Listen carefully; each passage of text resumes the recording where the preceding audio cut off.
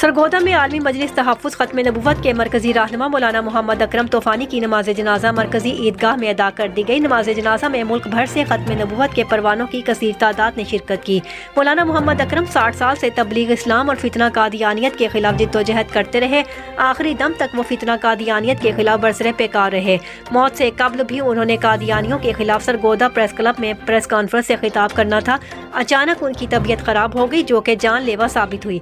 मौलाना मोहम्मद अकरम 1964 में अटक से सरगोदा मुंतकिल हुए। यहाँ पर तबलीग इस्लाम के लिए खुद को वक्फ किया। आपने सरगोदा में रहमतुल्लिल आलमीन हस्पताल कायम किया जहाँ पर गरीब और मुस्तहिक लोगों के लिए दिल की बीमारियों का इलाज किया जाता है। मौलाना मोहम्मद अकरम तूफ़ानी की अचानक वफात पर सरगोदा के ताजरों ने उनकी मोहब्बत में अपने कारोबार को उनकी नमाज जनाजा तक बंद रखा। मौलाना मोहम्मद अकरम तूफ़ानी पर मुतादिद मुकदमात भी कादियानियों के खिलाफ तकारीर करने और उनके खिलाफ भरपूर आवाज़ बुलंद करने पर दर्ज हुए, मगर आपने सारी ज़िंदगी अपनी मोहब्बत नबी पाक सल्लल्लाहु अलैहि वसल्लम में सर्फ की। Report deputy bureau chief Ali Ramzan, MS 18 news.